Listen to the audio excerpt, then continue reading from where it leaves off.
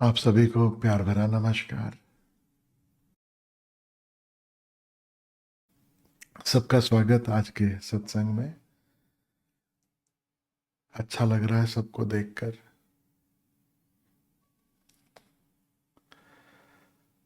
वो वक्त बीत रहा है।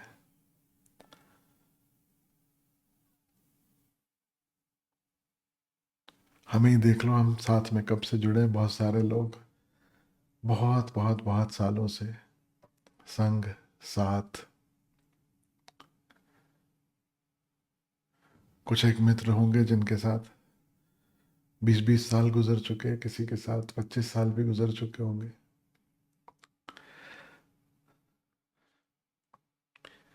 लेकिन क्या राम भजन हो रहा है या नहीं? असली बात, संग साथ अपनी जगह है, प्यार अपनी जगह है, लेकिन क्या ध्यान हो रहा है? ये असली बात। क्या ध्यान में डुबकी लगा रहे हैं? क्या अपने में टटोलने का उपाय कर रहे हैं? क्या स्वयं को खोजने का शायद जो लगन थी जब हम मिले थे, क्या वो जारी है? ये महत्वपूर्ण है, सबसे महत्वपूर्ण। अगर वो लगन हो, अगर वो खोज हो, तो आप पाओगे एक दिन के राम कहो, कृष्ण कहो, ओशो कहो, नानक कहो, कबीर कहो, कोई भेद ही नहीं है। देखता हूं आज भी बहुत सारे अपने ही गुरु भाई ओशो सन्यासी इतना उलझे हैं, तरह तरह की चीजों में उलझे हैं। अभी लेटेस्ट एडिशन देखा मैंने ओशो टाइम्स का, तो उसके जो संपादक हैं वो आलोचना कर रहे हैं, क्योंकि नेपाल पे नेपाल में कोई स्वामी आनंद अरुण है जो बड़ा केंद्र चलाते हैं वहाँ पर। तो उन्होंने कोई वीडियो क्लिप देखा होगा कि आनंद अरुण खड़े हैं और दूसरे बहुत सारे सन्यासी मित्र माला इत्यादि ओशो की पहन के झूम रहे हैं, नाच रहे हैं। और ये संपादक महोदय को आपत्ति ये है कि ये ओशो के गीत पे नहीं नाच रहे, ये ओशो की तस्वीर के सामने नहीं नाच रहे हैं। वहां पर आनंद अरुण ने शायद एक शिव मंदिर की स्थापना की, और उस शिव मंदिर में खड़े उसके आसपास ये लोग नाच रहे हैं। और अगर उनका वो आर्टिकल पढ़ो तो ऐसा लगता है जैसे पता नहीं कितना घिनौना अपराध कर दिया ओशो के शिष्यों ने, कि शिव मंदिर को अपने सामने रखा, शिवलिंग को अपने सामने रखा, ओशो की तस्वीर नहीं रखी। ओशो की तस्वीर रख के नाचते तो ओशो के शिष्य थे, और ओशो की तस्वीर नहीं, लेकिन शिव मंदिर में शिव की मूर्ति या शिवलिंग या जो भी स्थापना की होगी मुझे पता नहीं, उसे देखकर और उत्साह उसका उत्सव मना रहे, उसके लिए नाच रहे, इस बात में उन्हें आपत्ति है कि ये शायद भीड़ इकट्ठी करने के लिए, ये शायद पुरानी परंपराओं के साथ चलने वाला पुराना मन है। बड़ी आपत्ति। लेकिन जो भी ओशो का शिष्य है, अगर उसने सच में ध्यान किया है, उसके लिए शिव में और ओशो में कोई भेद नहीं रह जाना चाहिए। और क्या फर्क पड़ता है किसी ने क्या स्थापना की, क्या नहीं की? सन्यासी शायद दूसरों में ही उलझे हैं, जबकि सन्यास की पहली शर्त है, सन्यास ओशो द्वारा दिया गया हो, सन्यास किसी द्वारा दिया गया हो, जो भी व्यक्ति अपने आप को साधक कहलाता है, कहलाना चाहता है, सोचता है कि मैं इस मार्ग पर हूं, भले वो सन्यासी नहीं भी है, इस अंतर यात्रा के मार्ग पर चलने की पहली सबसे पहली शर्त यह है कि अपने में देखना है, अपने माही टटोल, अपने में खोजना है, और क्या कर रहे हैं और क्या जी रहे हैं उसमें उलझे नहीं रहना है। पहली शर्त है कि अब हमारी दृष्टि हमारी ओर मुड़े, न कि दूसरों की ओर। और इतनी जल्दी बवाल मच जाता है कुछ भी अगर हो जाए। एक और वीडियो मुझे एक सन्यासी मित्र ने भेजा, फेसबुक पे बहुत जगह शेयर हुआ, और बड़े हड़कंप मची हुई है, लोगों को बड़ी बेचैनी हो रही है, कुलबुलाहट हो रही है कि ये कैसे हो सकता है। ओशो के एक शिष्य हैं पूर्णानंद, और लोग उन्हें बाबा पूर्णानंद भी कहते हैं बड़े प्यार से, जो उनके साथ जुड़े हैं। शायद सबसे पहले शुरू शुरू में जिन लोगों ने स्वयं को एनलाइटन घोषित किया उनमें से एक है। और बहुत सारे ओशो के शिष्य उनके साथ चले भी, उनके साथ बैठे, ध्यान किया, इत्यादि इत्यादि। आज भी जाते हैं लोग उनके पास, ध्यान करते हैं। तो उनका वीडियो था, और बवाल ये मचा है कि बाबा पूर्णानंद जो है वो किसी के घर पहुंचते हैं, वहां आकर बैठते हैं, और जिनके घर बैठे हैं वो भी ओशो के शिष्य हैं, यंग बच्चे हैं, प्यार से भरे हैं, बहुत प्यार से भरे हैं, श्रद्धा से भरे हैं। वे बाबा पूर्णानंद को उनके स्थान पर बिठाते हैं, और उनके मोजे वगैरह खोल के नीचे एक थाली रख के दूध और पानी शायद मिक्स किया होगा, मुझे ऐसा लगता है, जो भारत की कभी बहुत पुरानी परंपरा रही है। उन्होंने उनके चरण धोए, सिंबॉलिक, कोई साबुन से रगड़ रगड़ के धोने वाली बात नहीं, पहले ही साफ सुथरे होंगे, लेकिन उन्होंने चरण धोए, पानी वो सब इकट्ठा किया, और उसे थोड़ा थोड़ा उसमें से चरणामृत की तरह, जो होस्ट है उन्होंने ऐसा ग्रहण कर लिया। अब इतना बवाल मचा है कि ओशो के शिष्य ऐसा कैसे कर सकते हैं, दिस इज सो रॉन्ग।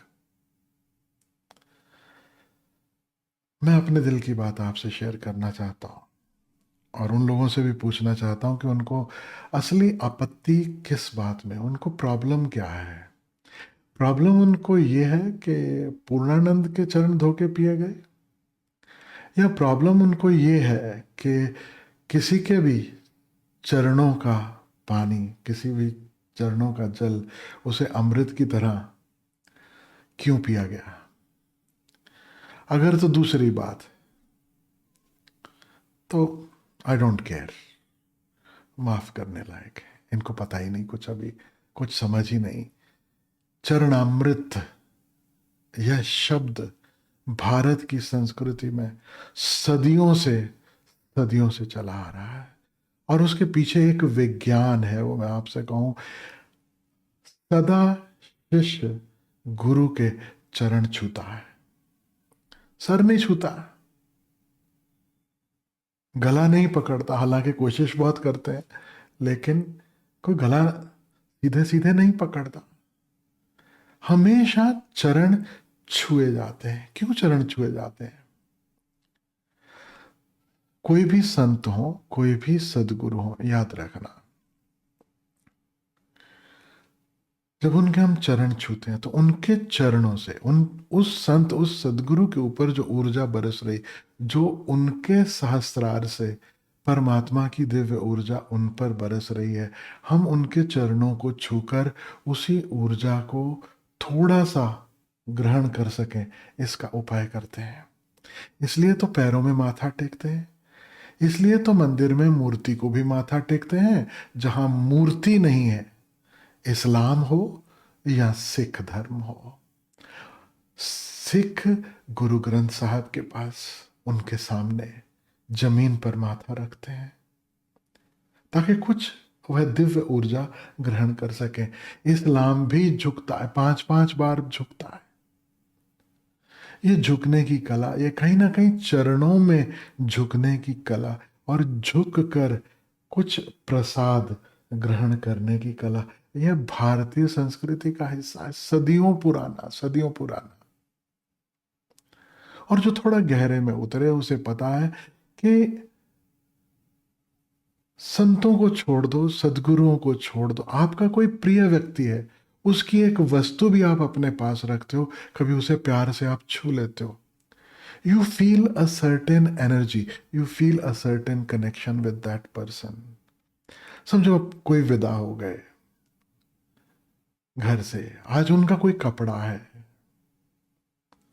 ना। मुझे अपना पता है, मेरी माँ विदा हुई तो मैं घर से जब निकला, मैं सन्यासी होने के लिए जब मैं आश्रम आया, मैं कुछ भी घर से साथ में लेकर नहीं निकला, लेकिन मैं अपनी माँ की एक साड़ी अपने साथ लेके आया। वो आज भी मेरे पास रखी है। और बहुत बार ऐसा होता था कि कभी भाव, कभी स्मरण माँ का है, तो उसे खोलो, उस पाउच को, उस साड़ी को देखो, उसे नमन कर लो, उसे छू लो, उसे सूंघ लो, और तुरंत एक कनेक्शन बैठ जाता है। मैं कोई ऐसा कनेक्शन नहीं कह रहा हूं कि आत्मा से बातें होने लगती, कि मैं बातें करता हूं वहां से या कुछ भी, लेकिन हृदय खूब एक अलग ही आनंद से भर जाता।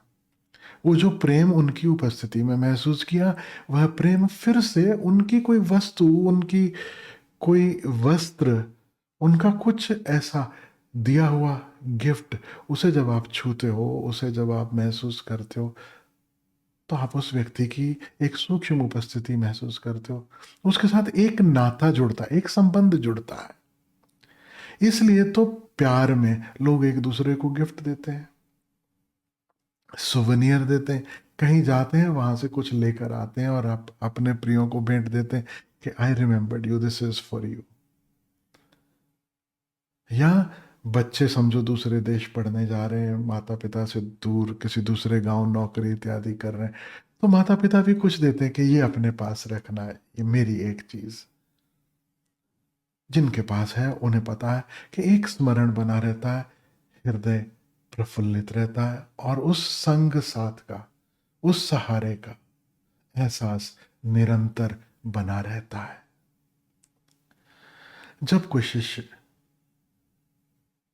जिसका सौभाग्य हो कि उसे जीवित गुरु मिले, याद रखना ये सबका सौभाग्य नहीं है कि उन्हें जीवित गुरु मिले, जीवित गुरु मिले उसके चरण छूने का सौभाग्य। मैं आज आपसे कहूं कि ओशो के साथ रहकर भी हजारों लाखों लोग हैं जिन्हें कभी ओशो के चरण छूने का सौभाग्य नहीं मिला।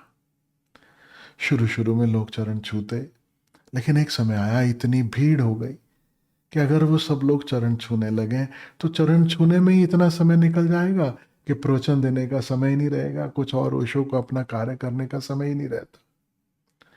लेकिन सौभाग्य है उन सब का जो ओशो के चरण छू सके। आज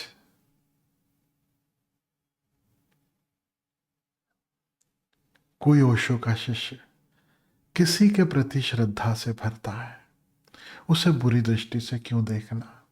ओशो कहते हैं ना खुद कि कहीं भी झुको, इट डज नॉट मैटर, लेकिन तुम झुकना सीखो। झुकने की कला आ गई, फिर कहाँ झुके, फिर कोई फर्क नहीं पड़ता, झूठा गुरु भी तुम्हें कुछ ना कुछ मदद ही करके जाएगा। तुम सिर्फ झुकना सीखो। जो होता है, जो घटता है जीवन में, जो सुंदर है, वह झुकने में, जो मिलता है वो झुकने में मिलता है, वो तने रहने में नहीं मिलता।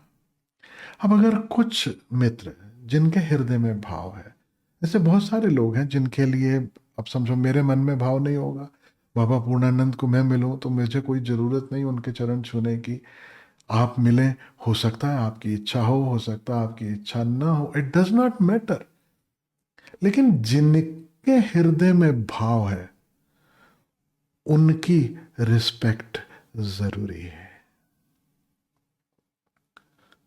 झूठे के प्रति भी भाव है तो भी जिसके हृदय में श्रद्धा का भाव है उसका सम्मान जरूरी है। यह उसकी स्वतंत्रता है कि वह जिसके प्रति श्रद्धा महसूस करता है वह उसके चरणों में अपना सर रख सके। आपको पीड़ा क्यों होती है? आपको पीड़ा दो ही कारणों से होती है।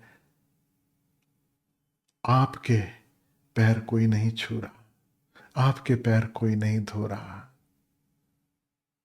आपके समक्ष ऐसे भाव कोई प्रकट नहीं कर रहा, इसलिए आप दुखी होते हो। आप कहते हो ये आडंबर है, ये ढोंग है, ये गलत है, ओशो ने ऐसा कभी कुछ नहीं सिखाया। तुम जिस जीवन में सब कुछ वही कर रहे हो जो ओशो ने सिखाया। काश कर रहे होते तो ये समस्या कभी खड़ी ना होती, यह प्रश्न ही कभी खड़ा ना होता। मैं अपनी बात कहूं, अगर मेरे सामने पूर्णानंद के शिष्य पूर्णानंद के चरण छू रहे हैं, उनके चरणों को जल चढ़ा के उसे अमृत की तरह थोड़ा थोड़ा स्वीकार कर रहे हैं, मैं उनके ऊपर फूल फेंकूंगा, जैसे सन्यास दीक्षा के समय हम फेंकते हैं ना।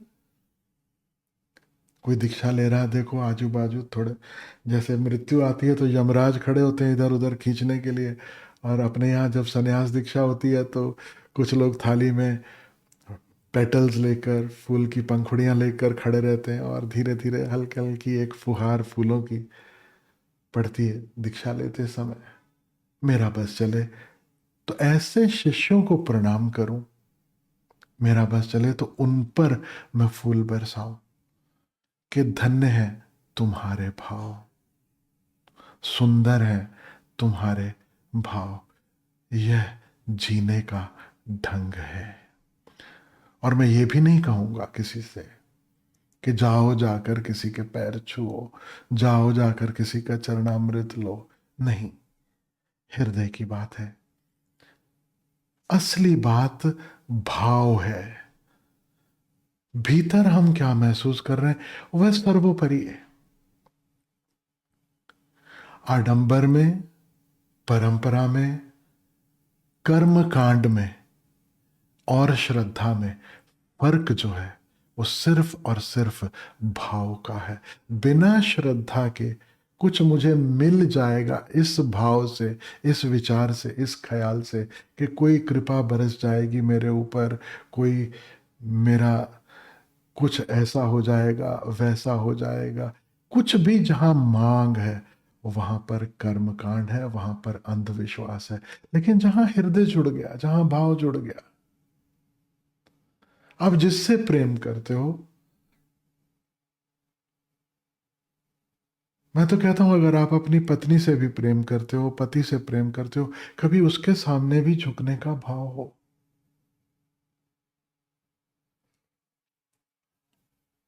मैं आपसे कहूं, अगर आपके हृदय में प्रेम है, उसकी कसौटी ही यही है कि आपके हृदय में झुकने का भाव भी होगा। It won't matter the other person is your husband, your wife, your child. आपने कभी ऐसा किया? कभी छोटे बच्चों के साथ तो मैं लगता है मुझे कि जरूर किया होगा, क्योंकि छोटे बच्चों के पैर कितने कोमल होते हैं, कितने सुंदर होते हैं। मैंने अपनी आंखों से देखा माँ बाप छोटे बच्चे को प्यार करते हुए उसके पैरों को भी चूम लेते हैं, माता पिता बच्चे के पैरों को भी चूम लेते हैं। क्या है ये प्यार है। और अगर प्यार है तो क्या पति कभी अपनी पत्नी के पैर नहीं चूम सकता? क्या कभी पति अपनी पत्नी के पैरों को प्यार से सहला नहीं सकता? पति पत्नी तो छोड़ो, बच्चे तो छोड़ो, लोग माता पिता के पैर छूने को भी कतराने लगे। मुझे लगता है कि पता नहीं ये सब पुराने जमाने की बातें हैं, इसके पीछे पता नहीं क्या। लेकिन अगर हम झुकना सीख सकें, अगर हम उस प्रेम में जी रहे हैं और उस प्रेम को बिना रोक टोक के, बिना फिल्ट्रेशन के उसे अपने हृदय से एक्सप्रेस कर सके, तो ये जीवन कितना सुंदर हो जाए। आज अगर जीवन में कुछ भी गलत चल रहा है, याद रखना उस सब के पीछे सबसे बड़ी कमी इस पूरे जगत में वो प्रेम की है और कुछ नहीं। प्रेम विहीन व्यक्ति जब बड़ा होगा, जब उसके हाथ में सत्ता होगी, वो कभी प्रेम नहीं बांटेगा। अफ्रीका की एक कहावत है कि जिस बच्चे को गांव में, जिस बच्चे को गांव वालों की वार्मथ नहीं मिली, एक कोजीनेस नहीं मिली, गले मिलते हो तो एक वार्मथ फील होती है ना, जब आप किसी को स्पर्श करते हो, छूते हो, गले लगाते हो, तो भीतर एक वार्मथ फील होती है, एक कोजीनेस का एहसास होता है। कहते हैं अफ्रीका में कि जिस बच्चे को गांव से वो वार्मथ नहीं मिली, वो कोजीनेस नहीं मिली, वो बच्चा बड़ा होकर उस गांव को आग लगाएगा।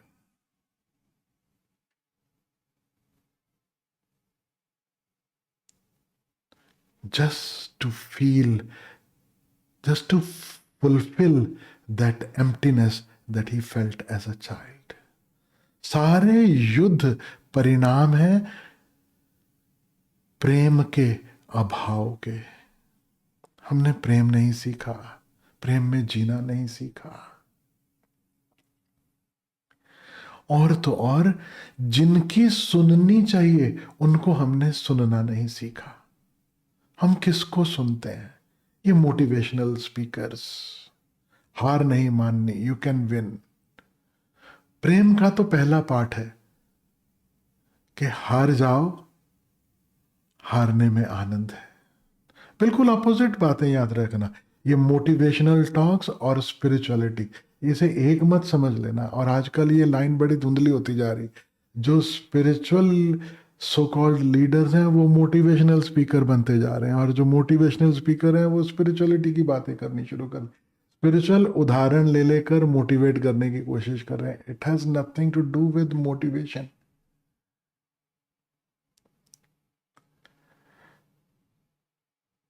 क्या हम हारने को राजी हैं? क्या हम किसी और को जगह देने को राजी हैं? क्या हम किसी और को अपने से पहले रखने को राजी हैं? ये जो गुण थे कभी कुछ लोगों में, वह जो संख्या है ऐसे गुणी लोगों की, वह धीरे धीरे धीरे धीरे कम होती चली जा रही है। और जिस दिन ये संख्या बिल्कुल कम हो जाएगी, याद रखना वो पृथ्वी का आखिरी दिन होगा, और हम धीरे धीरे एक महाप्रलय की ओर बढ़ रहे हैं, एक महाविनाश की ओर बढ़ रहे हैं। होश चाहिए देखने के लिए, और प्रेम चाहिए उस होश को अप्लाई करने के लिए, जीने के लिए। होश हमें सिखाता है कहाँ हम सही जा रहे हैं, कहाँ हम गलत जा रहे हैं। प्रेम जब समझ लिया क्या सही क्या गलत, अब वो हमें जीना सिखाता कि कैसे जीना। तो ओशो ने होश और प्रेम, इन दोनों को संन्यास के पक्षी के दो पंख की तरह माना। एक के बिना दूसरा अधूरा। प्रेम अगर अंधा है, वासना युक्त है, प्रेम अगर सिर्फ इमोशनैलिटी है, सिर्फ अभाव में है कि कोई हो मेरे पास, कोई मेरा, गाना सुनते ना, कोई होता अपना जिसको हम अपना कह लेते यारो, पास नहीं तो दूर ही होता लेकिन कोई मेरा अपना। ये अभाव वाला प्रेम नहीं, होश से भरा प्रेम, आनंद से भरा प्रेम, अपने आप में आप परिपूर्ण हो और फिर भी हृदय से बहता हुआ प्रेम।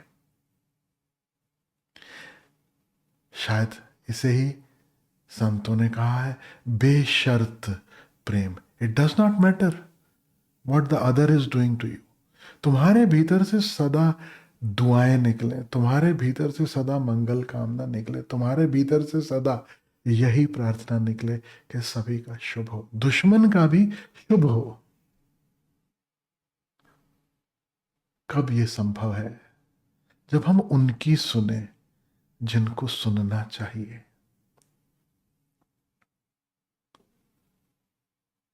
लेकिन सुनने का समय नहीं। हम सब बहुत बुद्धिमान हैं, बहुत समझदार हैं, और इतने समझदार हैं कि हमें लगता है कि we know everything, we are good at everything. काश लोग संतों की सुनकर चलते। रूखी सूखी खाए के ठंडा पानी पी, देख पराई चौपड़ी मत ललचाओ जी। दूसरों को देखकर दौड़ में मत दौड़ो। आज की भाषा में हम कहें, live with the minimal carbon footprint. संत क्या कहते हैं? ऐसे जियो जैसे आकाश में पक्षी उड़ता है। अपने पीछे पगडंडी पे एक जानवर भी चलता है ना, एक जगह पे रोज एक ही जगह से एक चूहा भी आए और जाए तो उसके पीछे उस चूहे की पगडंडी बन जाती है, उसका भी एक रास्ता बन जाता है। चींटियों का भी रास्ता बन जाता है, छोटे से छोटे जीव का। लेकिन संत कहते हैं ऐसे जीव जैसे पक्षी आकाश में उड़ता है और निकल जाता है, पीछे एक रास्ता भी नहीं बनता, जस्ट एम्प्टी स्काई। गोरखनाथ आज से सैकड़ों साल पहले कह रहे हैं, हबके न बोलीबा, धबके न धरीबा पाओ। जमीन ना तो जोर से बोलो, और ना जमीन पे कभी पैर भी ऐसा जोर से रखो उसके पैर की आवाज आए चलने में। Be so silent, be so gentle, be so quiet. Osho से पूछो, ओशो कहते हैं इस पृथ्वी को जाने से पहले थोड़ा और सुंदर छोड़ना, उससे सुंदर छोड़ना जैसा तुमने इसे पाया। लेकिन संतों की सुनता कौन है? कबीर साहब याद आते हैं। कबीर कहते हैं, गुरु को सर राखिए, चलिए आज्ञा माही। बड़ी गजब की बात कह रहे हैं, और ये पचती नहीं किसी को। गुरु को सर राखिए, चलिए आज्ञा माही। कहे कबीर ता दास को तीनों लोक भय नाही। उसे तीनों लोक में कोई भय नहीं, ऐसे दास को। कैसे दास को? जो गुरु को सर रख के चलता है, जो गुरु की आज्ञा में चलता है। लेकिन सुनता कौन है? ओशो ने 60s में, 1960s में जो प्रवचन दिए, उस समय आबादी को, पॉपुलेशन को कंट्रोल करने के लिए कहा कि नहीं तो यह आबादी ही हमारे दुखों का कारण बन जाएगी। लेकिन किसने सुना? आज 80 साल से ज्यादा हो गए और उसके परिणाम हम देख रहे हैं। कहीं सूखा, कहीं बाढ़, बेमौसम गर्मी, बेमौसम ओले पड़ना, बेमौसम बारिश, और राम जाने आगे चलते चलते क्या क्या ना होगा। और यहां लोगों से पूछो तो वो कहते हैं कि गुरु की जरूरत ही क्या है, हम खुद समझदार हैं, we have learned everything, we know everything. और फिर गौतम बुद्ध की उदाहरण दे देंगे, कहेंगे कि गौतम बुद्ध ने कहा था कि अंत में गुरु को भी छोड़ना होता है। आज यही संपादक महोदय जिनकी बात मैं कर रहा था, उन्होंने उसी लेख में कहीं, उसी इशू में कहीं और भी उस तरह के आर्टिकल चुन चुन के डाले कि परमात्मा में और तुम्हारे बीच में कोई भी बिचौलिया नहीं होना चाहिए। उनके अनुसार अब ओशो आखिरी पैगंबर, आखिरी गुरु, इसके बाद कोई और गुरु नहीं हो सकता, कोई गुरु होना नहीं चाहिए।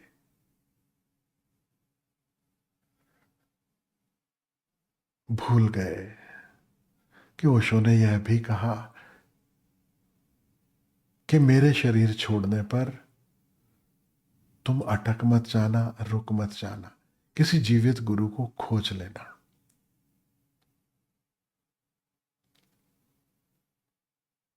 गुरु गुरु में भेद है, गुरु गुरु में भाव। गुरु गुरु में भेद है, कैसा गुरु खोजना है, किस तरह का गुरु खोजना है। तिस गुरु नित वंदिए, जो शब्द देवे बताओ, जो भीतर मुड़ने का मार्ग दिखा दे। तो कोई भीतर मुड़ने का अगर मार्ग सिखा रहा है, कोई तुम्हें अपनी वासनाओं से मुक्त होने का मार्ग सिखा रहा है, कोई तुम्हें तुम्हारे मोह, तुम्हारे ईर्ष्या, तुम्हारे बंधनों से मुक्त होने का मार्ग दिखा रहा है, तो क्या वो बंधन है? हालांकि ओशो भी कहेंगे कि गुरु भी बंधन नहीं बनना चाहिए, लेकिन याद रखना अंतिम पड़ाव पर, ओशो कहते हैं, अंतिम पड़ाव पर गौतम बुद्ध कहते हैं कि अंतिम पड़ाव में गुरु भी बाधा ना बने, ताकि परमात्मा से मिलन हो जाए। और हमें ऐसा लगता है कि बस वो अंतिम पड़ाव आ ही गया, अब तो पहुंच गए, अब परमात्मा मिल ही गया, अब सब कुछ तो उपलब्ध है, सब कुछ तो हमें पता है, सब कुछ तो हमने सुन लिया। जो नहीं सुना कहीं इधर उधर और पढ़ लेंगे, आजकल तो गूगल देवी भी है, सब कुछ तो मिल जाता है सब जगह।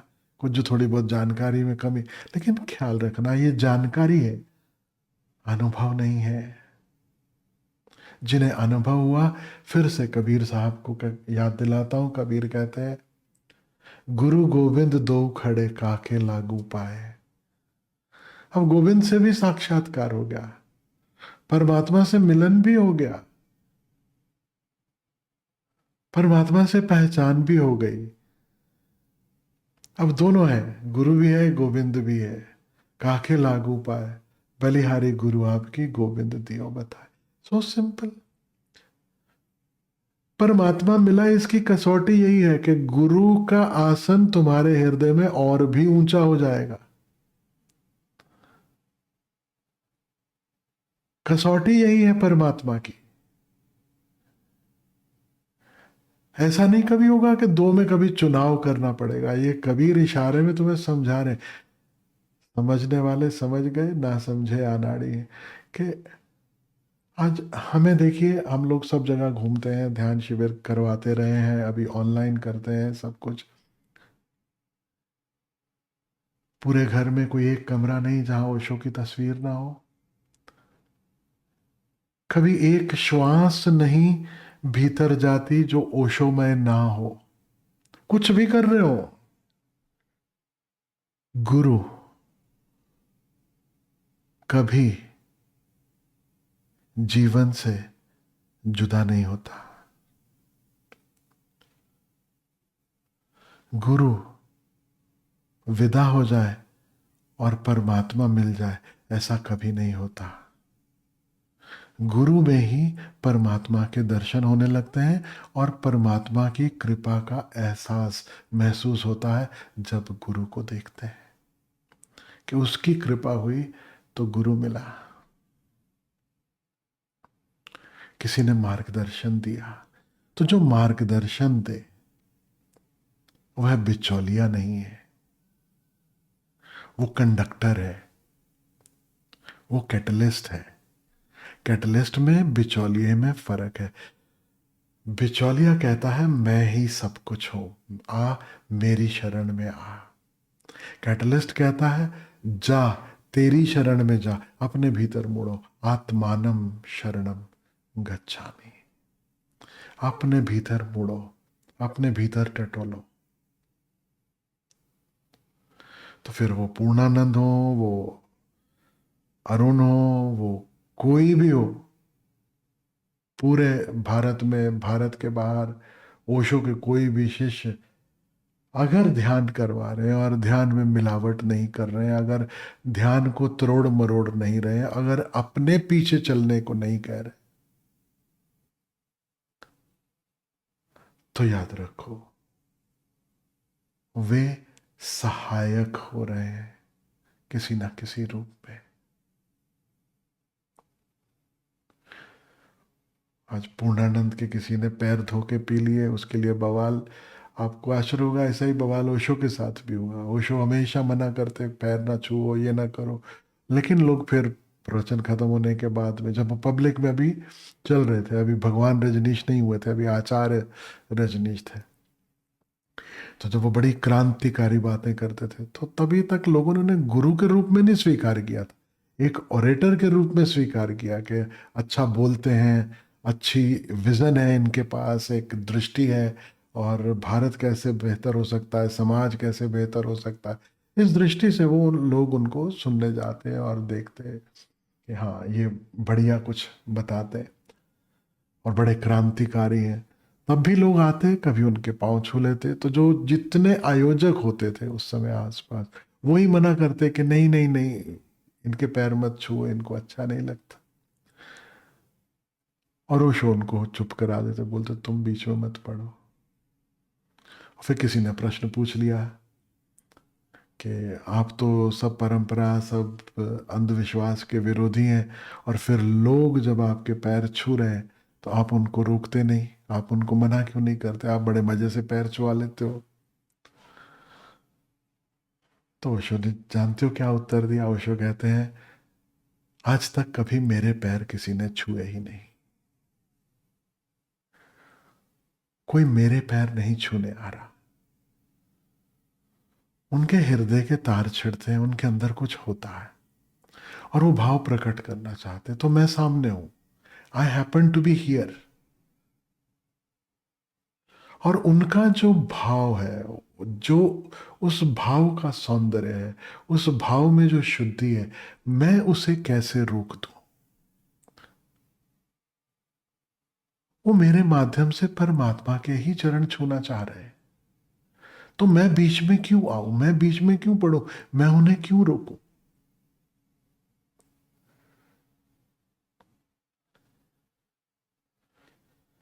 इतना ही नहीं, ओशो, बहुत सारे ओशो के शिष्य हैं, जब वो विदेश वापस जाते हैं, अपने घरों को वापस लौट रहे हैं, फिर साल भर में एक बार फिर आना है उनको क्या, तो कभी किसी को अपने नाखून, कभी उनका बाल,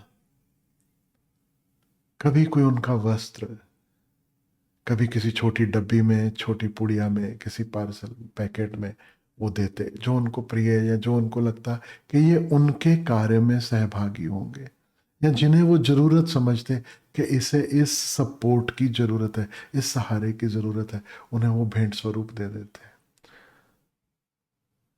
तो जिसका मन चलता है वो तो ये भी कहेगा कि वो शो अपने बाल दे रहे हैं, अपने नाखून कटे हुए दे रहे हैं किसी को। ये तो बड़े अहंकार की बात हो गई, नाखून में क्या रखा है?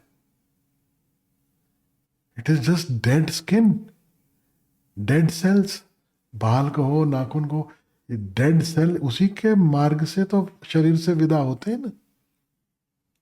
ये अपने डेड सेल कोई व्यक्ति दे रहा है, कितना अहंकारी व्यक्ति है कि इसकी भी पूजा कर। लोगों ने ले जाकर उन चीजों को अपने मंदिरों में रखा, अपने ऑल्टर पे रखा, जहां वो जोत जलाते होंगे, दिया जलाते होंगे, ऐसे स्थान पर ओशो की दी हुई भेंट रखी।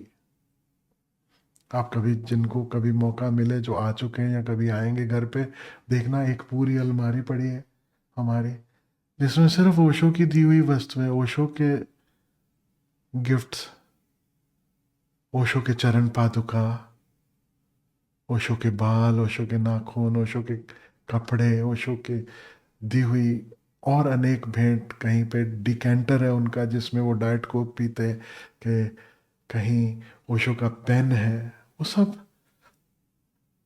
भाव है तो वह पूजनीय है, भाव नहीं है तो उसकी कोई कीमत नहीं। कहते ना कि भाव हो तो पत्थर भी परमात्मा है, भाव हो तो वो शिवलिंग है, शालिग्राम है, भाव नहीं है तो एक पत्थर का टुकड़ा है, बात खत्म हो गई।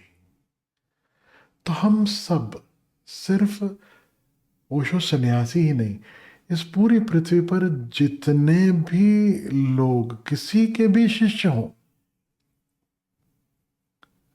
अगर हम देखें कि वो भाव से भरे झुक रहे हैं, अगर हम देखें कि कभी उनकी आंख में कभी एक आंसू भी है, कभी हम देखें कि वो जब झुकते हैं तो उनकी आंख नहीं खुलती और वो किसी दूसरे लोक में, कहीं अपने भीतर गहरे में जैसे डुबकी लग गई हो, ऐसा महसूस हो, हम उनके प्रति नमन के भाव से भरे, उनके प्रति प्रेम के भाव से भरे, कोई फर्क नहीं पड़ता कि वो मेरे ही गुरु के सामने झुक रहे हैं, किसी और के सामने झुक रहे हैं।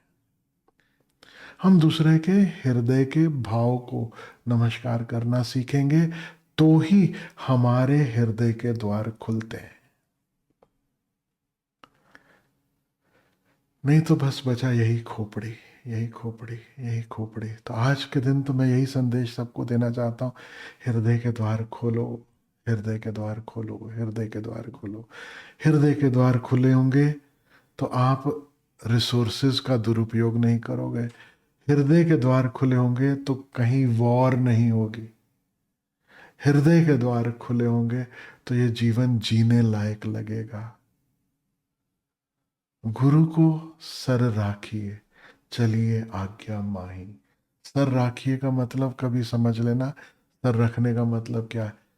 एक तो गांव में यात्रा निकलती देखते हो, वो देवी देवताओं की मूर्तियां सर के ऊपर रख के वो चलते हैं। ऐसे भी यात्रा का समय आजकल गांव वालों के पास ही रह गया है। शहर वाले तो राम जाने कहाँ व्यस्त हो गए, वो तो भूल ही गए कि यात्रा जैसी भी कोई चीज थी।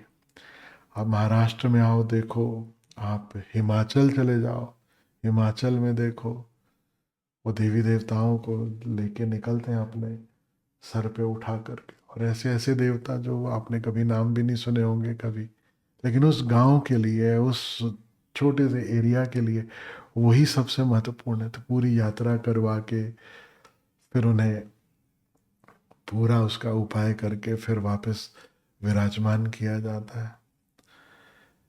सिर राखिए का अर्थ मैं नहीं कह रहा हूं कि गुरु को सर पे रखना है।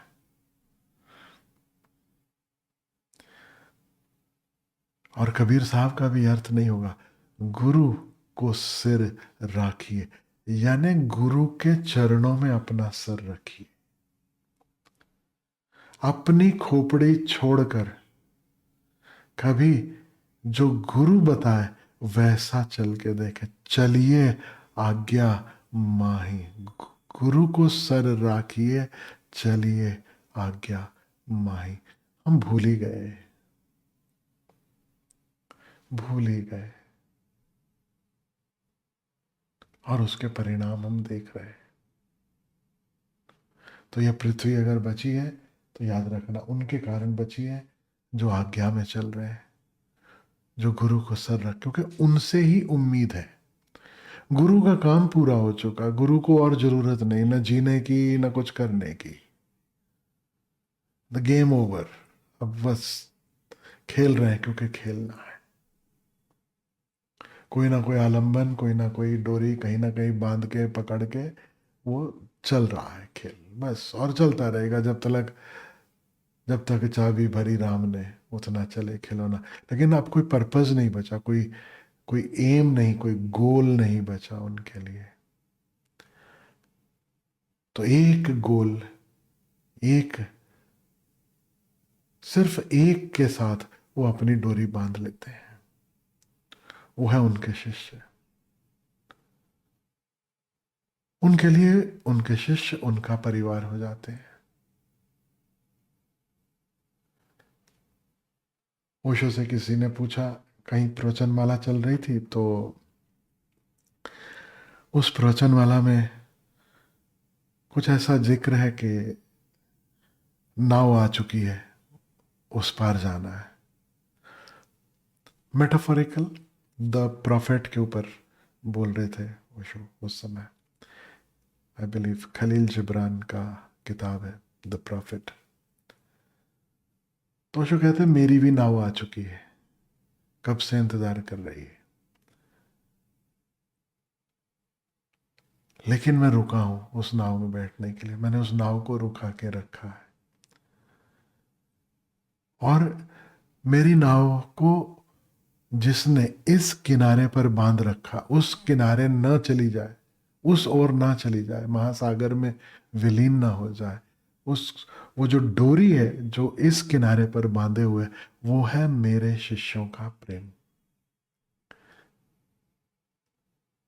जिस भी दिन मुझे लगा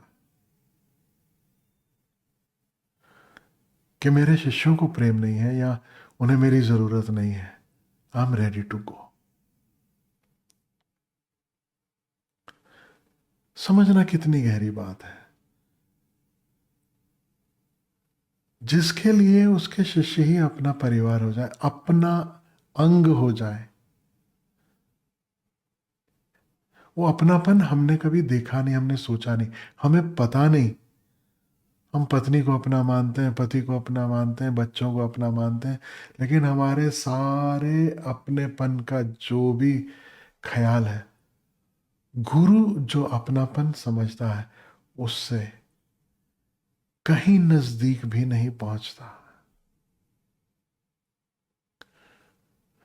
गुरु के प्राणों का निवेश है शिष्य में। गुरु अपनी पूरी की पूरी जीवन ऊर्जा इन्वेस्ट करता है अपने शिष्यों में कि वो जाग सके, बस। और अगर गुरु को कभी कोई डिसअपॉइंटमेंट जैसी चीज भी कभी होती है, कभी मन में कभी थोड़ा सा मलाल भी उठे, तो उसे कभी ये मलाल नहीं होता उसे क्या मिला, उसने क्या खोया, उसने क्या पाया। वो उतना ही है कि ये जो जाग सकते थे, इन्होंने कुछ चूक दिया, इन्होंने कुछ मौका गंवा दिया। और फिर संतों को, सदगुरुओं को पता है सबकी अपनी अपनी यात्रा है, सबका अपना अपना वक्त है। जब जागे तब सवेरा, जब जिसका नंबर आएगा, जब जिसकी बारी होगी तब होगी। वो देखते हैं अपने सामने आते हुए, वो देखते हैं अपने सामने लोगों को गहराई पाते हुए, वो देखते हैं उनके अंतर यात्रा को फलते फूलते, और फिर यह भी देखते हैं कि एक दिन उसी को ठुकरा कर वो किसी और ही भूल भुलैया में जाकर व्यस्त हो जाते हैं। और गुरु को दिखाई देता है ऊपर से, अब ये इस रास्ते पे निकला, अब आगे यू टर्न नहीं है, अब बहुत लंबा घूम के आना पड़ेगा।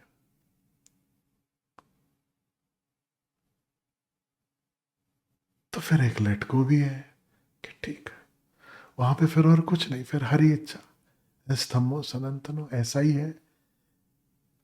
हजार निकलते हैं उस यात्रा पर, कोई विरला एक पहुंचता है। चीनी कहावत तो कहती है लाखों करोड़ों निकलते हैं, कोई एक विरला पहुंचता है। हम खुद भटके हैं, हमने खुद ने समय वेस्ट किया है, हमें पता है कि भटकन क्या होती है। हम खुद लाइन पे भी आए हैं, मार्ग पर भी चले हैं, और गुरु चरणों में भी रहे हैं, हमें वो भी पता है कि उसका अर्थ क्या है। तो जब सब देखते हुए जब हम आपको कहते हैं, तो बस इतना सा प्रयास है, इतनी सी एक कोशिश है कि शायद कुछ ट्रैप्स में से आपको हिंट मिल जाए, आपको मार्गदर्शन मिल जाए जिसमें आप ना गिरो, उससे निकल आओ।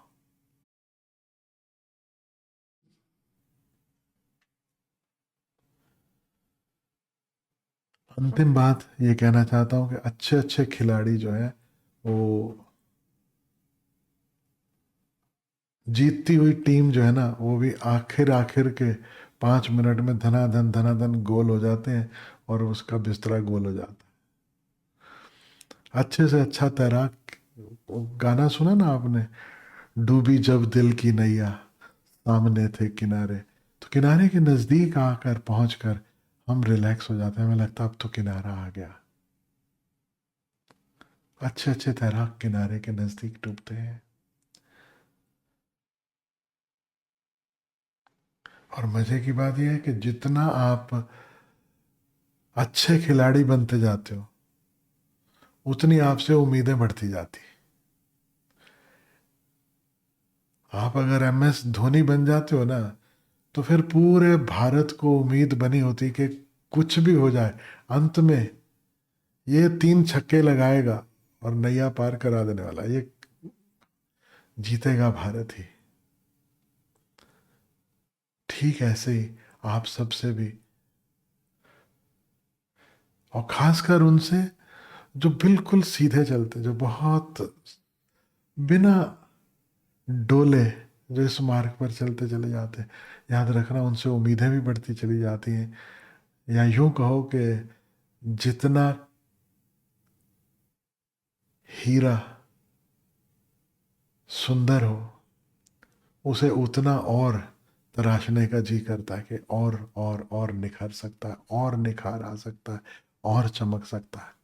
जो हीरा पहले से ही फ्लॉ लिए हुए है, उसकी तरफ जौहरी भी बहुत ज्यादा ध्यान नहीं देता, चमका देता है, हीरा हो जाए इतना ही काफी है। लेकिन हीरो में भी कोहिनूर हो सके, उसके लिए जौहरी फिर कहीं कहीं मेहनत करता है। और इतना ही कहता हूं मैं आप सबसे कि उस मेहनत को बेकार मत जाने देना। दोनों तरफा बात बनती है, एक तरफा नहीं।